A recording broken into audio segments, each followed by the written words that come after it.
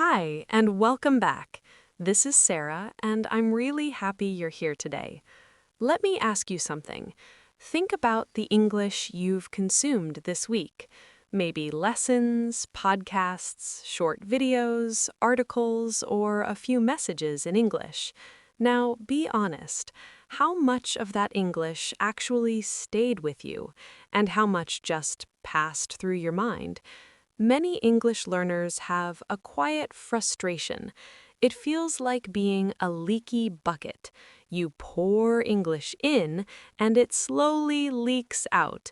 You think, I've seen that word before, but I can't remember it. Or, I understand this grammar in a lesson, but I can't use it when I speak. Today, we're going to fix that. We're moving from passive input to active use. Our topic is From Input to Output, the Art of Making English Stick. This episode is A2 to B1 friendly, so the English will be clear and practical. And we'll do repeat after me practice, so you can train your mouth and your memory. All right, let's begin. Here's a simple truth. Understanding something is not the same as owning it. Think about riding a bicycle. You can read instructions, you can watch videos, you can understand the idea, but you can't really ride until you get on the bike, wobble, maybe fall a little, and try again. English is the same. You can understand a word when you see it, but you own a word when you can use it in your own sentence, naturally without panic.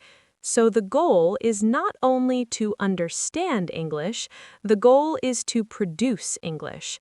Repeat after me. I understand it. Now I want to use it. Practice helps me remember. Good. To make English stick, you need a small system, a feedback loop. Here it is. Learn, practice, use, reflect.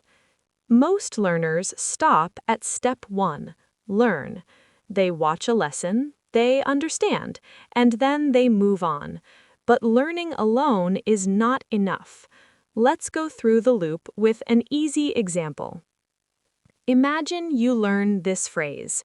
It depends on. It means it is different in different situations. Great, that's step 1. Now step 2, practice. Step 3, use. Step 4, reflect. Let's do it together. Repeat after me. It depends on the weather. It depends on the price. It depends on the situation. Perfect. When you learn a new phrase, don't only translate it, make it clear with a simple meaning and one example. For it depends on, meaning there is no one answer. Example, do you like coffee? It depends on the day. Simple. Also, notice the structure. It depends on plus noun. It depends on the weather, or the time, or the person, or the plan. This helps your brain store the pattern, not just the words. Repeat after me. It depends on the time. It depends on the person.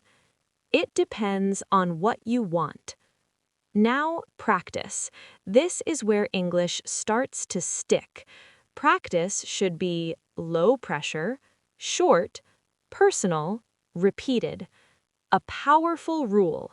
Write 3 sentences about your own life. Let's say your phrase is, it depends on.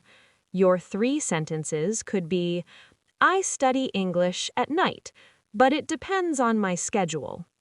I like going out, but it depends on the weather. I watch movies in English, but it depends on my mood. Notice those are real. They are your life. That makes the phrase easier to remember.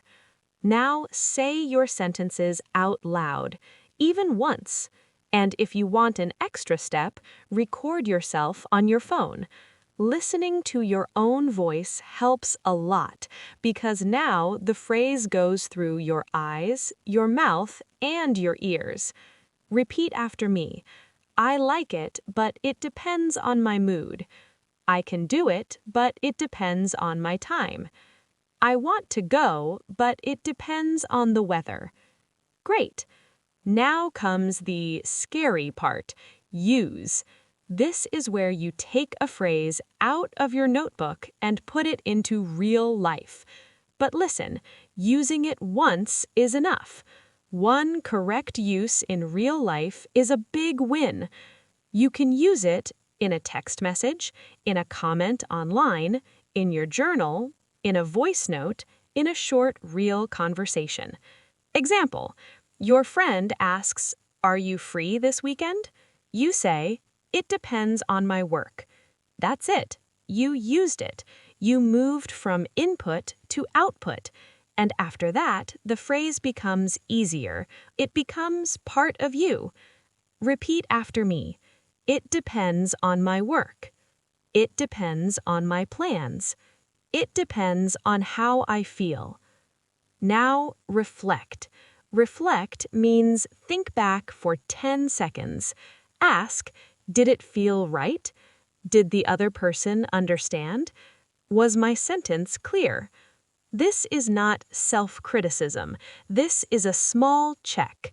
If you made a mistake, good. That mistake teaches you what to fix next time. If it felt good, even better. Now your brain trusts the phrase. A simple reflection sentence is, next time I will say it more smoothly. Repeat after me. How did it go? What can I improve? Next time will be easier. Now let's talk about a tool that makes this whole process easier. Sentence mining. This means you collect complete sentences from real English, from podcasts, films, books, or YouTube. Why is this helpful? Because a sentence gives you vocabulary, grammar, natural word order, and context. So instead of collecting a single word like essential, you collect a sentence like, sleep is essential for good health. Now you don't only know the word, you know how to use it. Let's take essential, meaning very important. Practice sentences. Water is essential. Practice is essential for progress. Sleep is essential for my mood. Repeat after me. Practice is essential. Sleep is essential for me. English is important, but rest is essential too. Good. Let's use another very common structure. I'm used to, meaning this is normal for me now. Examples, I'm used to waking up early. I'm used to this weather. I'm used to speaking slowly in English. Now practice 3 personal sentences. I'm used to studying in the evening. I'm used to listening to English podcasts. I'm used to making mistakes. And yes, making mistakes should become normal. That's how you grow. Repeat after me. I'm used to it. I'm used to waking up early. I'm used to making mistakes in English. Now let's make this real with a short story. Meet Maya. Maya learns the phrase, on the other hand. She understands it means a different side or a contrasting idea. In her head, she practices, I love living in the city. On the other hand, it's noisy. Later, she texts her friend, hiking sounds great. On the other hand, the forecast says rain. Let's have a plan B. She hits send. That's it. She used it in real life. Now that phrase is in her active toolbox, and next time she wants to compare 2 ideas, her brain will remember it faster. Repeat after me. On the other hand, it's expensive. I like it. On the other hand, I'm tired. It's a good idea. On the other hand, it might not work. Now it's your turn. Your mission this week is simple. Choose one item you learned recently but you still don't use. Just one. One phrase, one collocation, one grammar structure. Here are good options. It depends on, I'm used to, in my opinion, to be honest, that's why. Then follow the loop. Learn it clearly, practice it, write 3 personal sentences, use it once, a text, journal, comment, or conversation. That's how you stop collecting English and start using English. And when you use it, it sticks. Repeat after me. I will choose one phrase. I will use it this week. I'm building my English step by step. All right, that's it for today. Thank you for listening. This was Sara, and you were listening to our English Learning Podcast. If you enjoyed this episode, please like the video and subscribe to the channel. It really helps the podcast grow, and it helps more learners find these episodes. And now, tell me in the comments, what one phrase will you choose this week? Until next time, take care and put your English to work.